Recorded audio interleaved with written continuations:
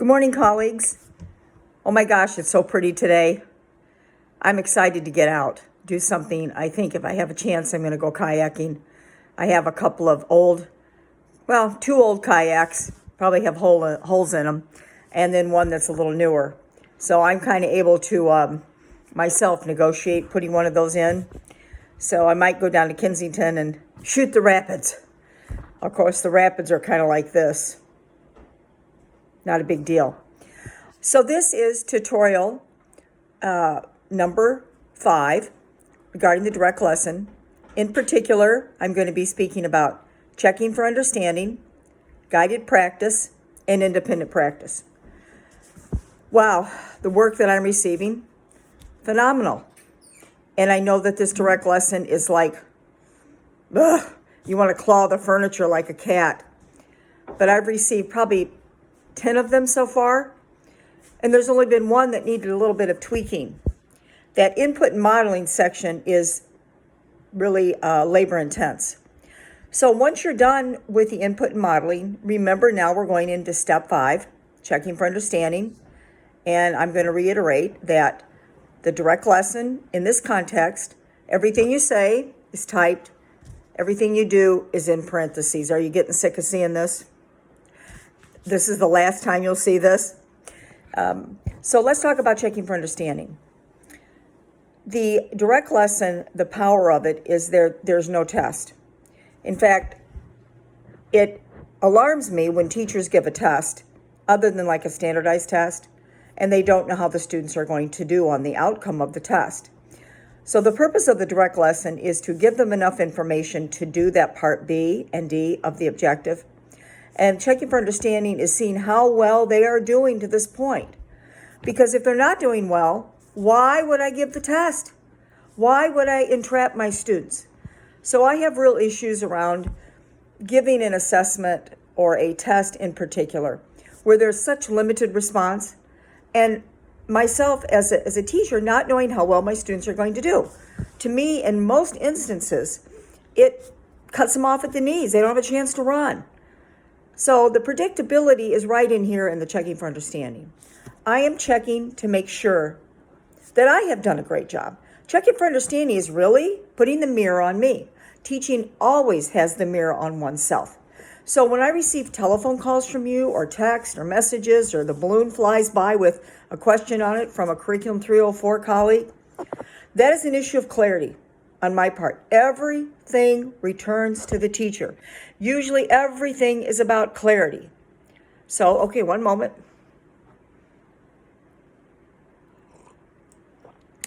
Jabba. Have you ever seen the Star Wars movie with Jabba the Hutt?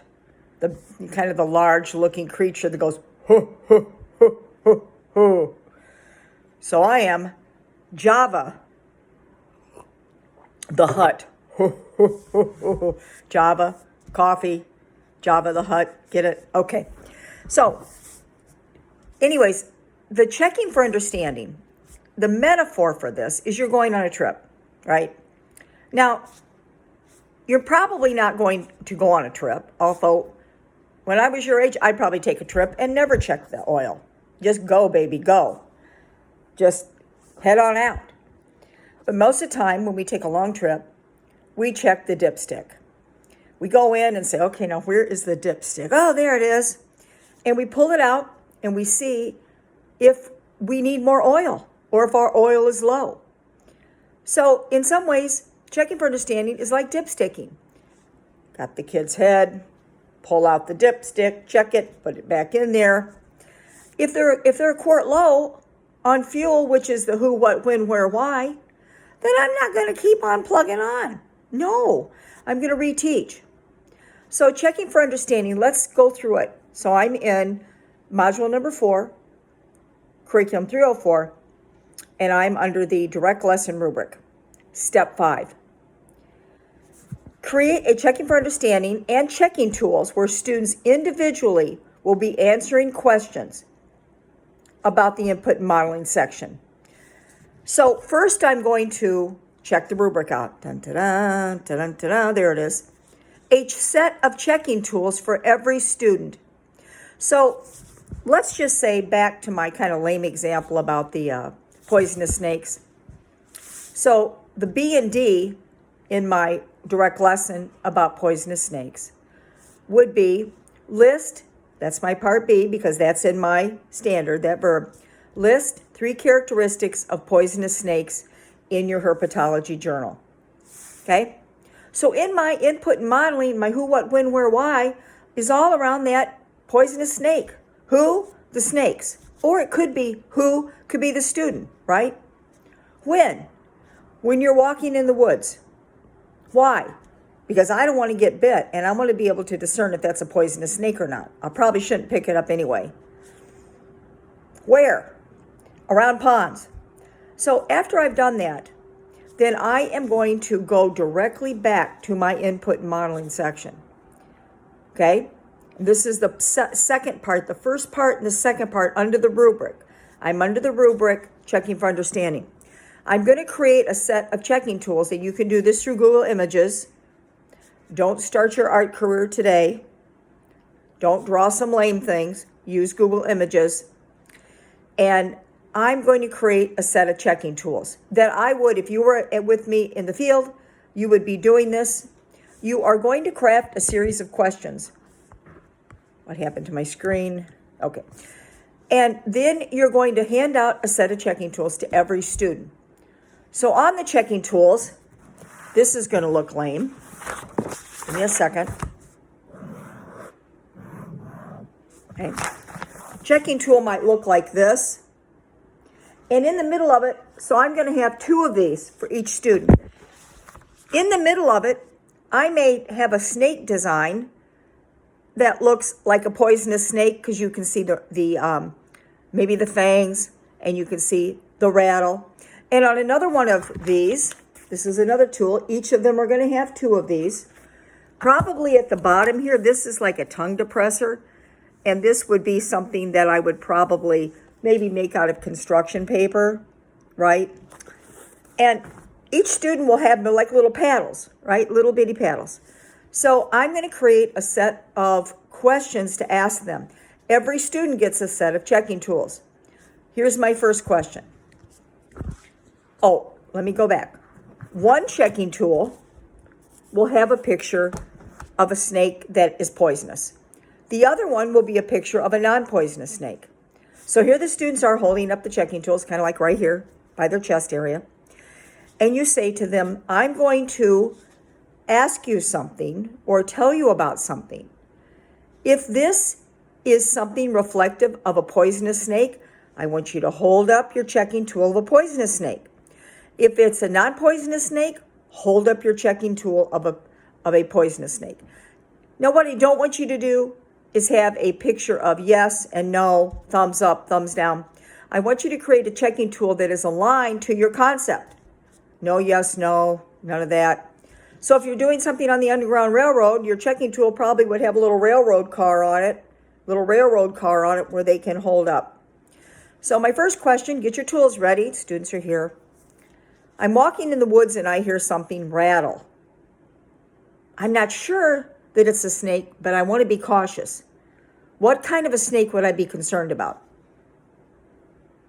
Okay, excellent. Checking tools down. Next, I'm swimming in the lake and I see a snake that has a very rounded, first of all, I'm going to paddle. I can't get back to the, right? If I'm on a raft, but I'm going to think, the snake has a rounded front and I do see the tail in it. It looks like it has nothing on it.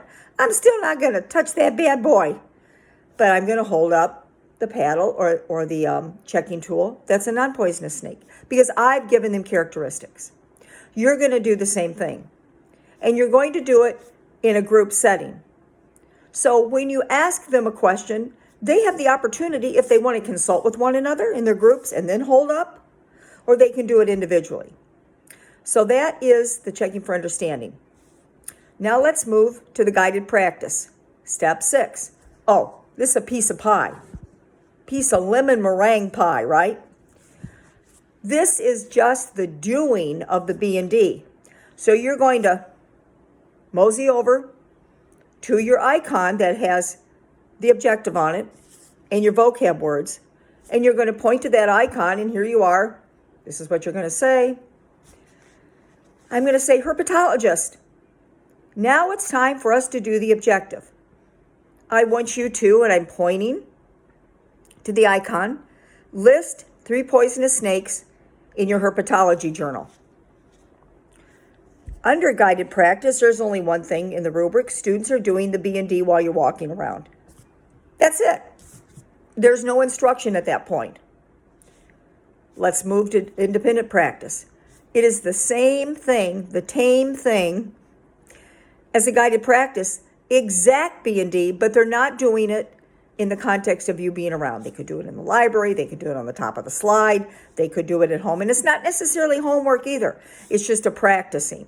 So you are going to also be in full narrative. Herpetologist, tonight when you get home, I would like for you to discuss with one family member, and you can even take the checking tools home with you.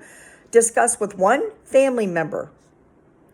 I want you to tell them, list to them 3 characteristics of a poisonous snake. And as you're doing this, I want you together write it down in your herpetology journal. That's it. That's the last 3 steps of the direct lesson. Always, you can call me or touch base with me. Thank you so much. Bye for now.